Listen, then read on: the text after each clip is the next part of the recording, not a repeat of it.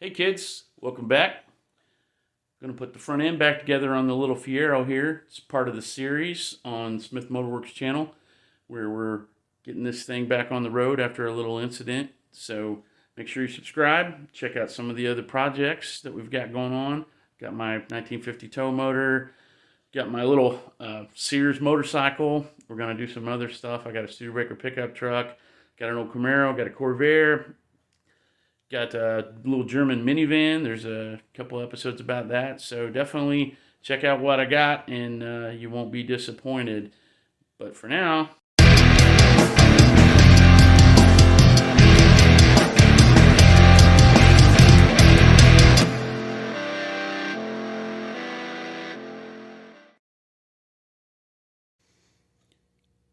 looks like we got some parts. Let's get busy. Dare to be different.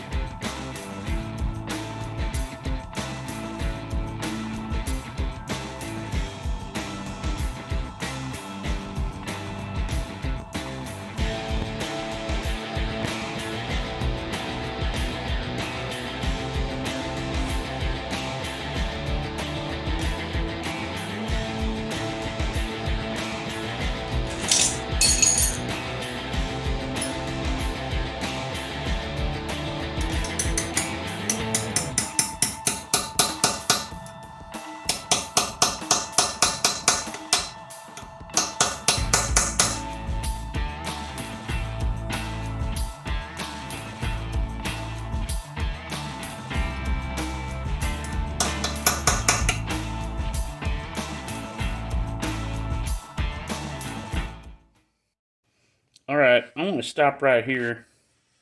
Well, start right here and show you the ordeal, or the result of the ordeal that I just went through. The spring is not all the way in, obviously. You know, we got the knuckle hanging off here, but it's up in the pocket here. I got the pigtail turned around to where it fits in the lower control arm. That's something you need to look for if you don't know what I'm talking about. These springs aren't flat. You know, it's a spiral, and there's a part that hangs down. It needs to fit into this control arm, and there's a depression. You'll see what I mean. It needs to fit in that.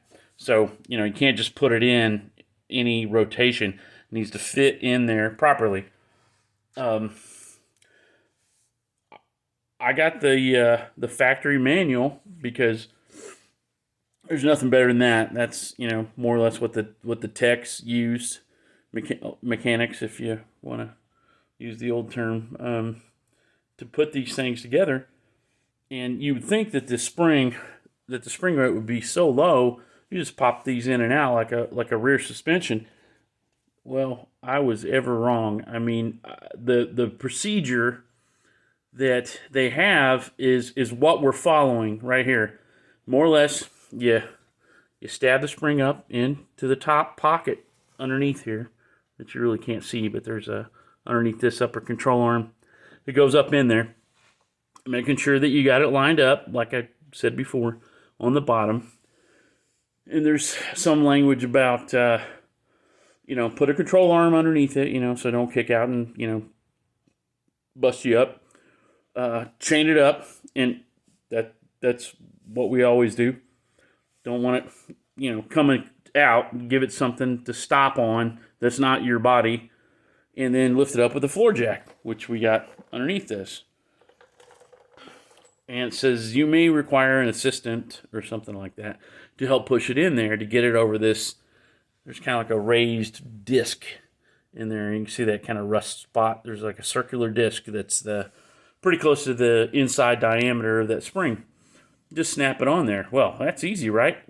Holy cow, man. It is not. And I've spent the better part of a day trying to do this safely. I'm going to say this is probably the most dangerous spring installation that I have done besides a Fox Ford. We've got a Mercury Cougar in the fleet, and tried to do that without the special tool, and yeah, that was risk extraordinaire. But the upside is they make a tool for that, and when you get that tool, it don't matter. But there isn't a tool for this. The general says get a buddy and have him help you push that in there. Well, man, my buddy was a crowbar, and it wouldn't matter if I had 3 men and a baby helping me with this. That thing was not going in there. So what you can see right there is some good old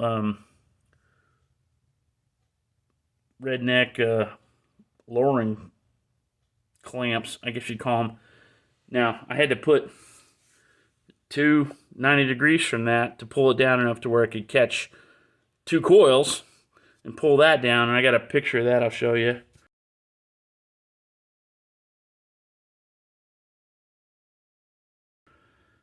Plus, I had to use my strut spring compressor to kind of work it back and forth. I mean, it took forever to get it right, because if you put them front to back, you'd never get them out, or you'd probably never get it in, because, I mean, it's on the back side here, you know, in the kind of the pinch spot, I guess, of the control arm and the body. You know, the front one, yeah, you know, you can get to that, but the back, you're not going to be able to. Now, when I get this bolted up here, my guess is I'm not going to be able to get these out. I'm going to have to cut them and pull them out in pieces. Now, I think it was $20 to get these things. And I'll show you a little better picture of them. Ride Effects. Get these from good old O'Reilly. You know, there's other places to get them, but I think they're $20 for 4 of them, and that's what I said. You know, I had 2 to pull it down a little, and then I put the other two in to pull it down a lot. Kind of tag teaming it. But hey, if I waste $20, $10, however you divide that out, that's the only way to do it. This is where the aftermarket needs to step up and come up with a safe way to put these in. I think it's just not been an issue because people are doing something completely different with the front end, or they're using lowering springs or something to where, it's obviously not going to be as much of a, either spring's not going to be as tall or the spring rate's going to be much lower to where you can get that theoretical buddy and he can push it in there. But yeah, it is not an easy task. So I'm gonna say, if you're gonna do this, be careful. If you got questions, man, send me a message or something, and I'll try to walk you through what I did. No guarantees, but potential energy, man, that'll kill you. Springs, pressure vessels, that's how you get dead. So be safe, guys.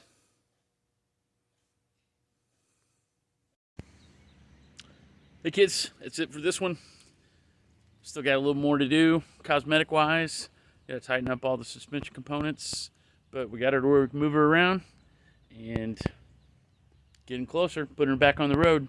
So remember, do your homework, like, subscribe, share, and as always, dare to be different.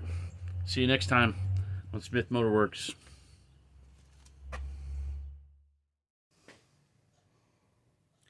Hey guys,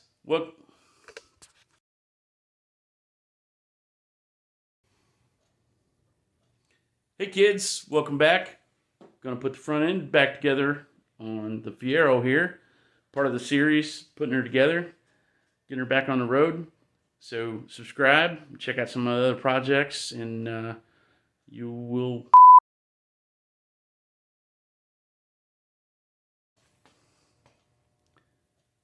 Hey kids, welcome back.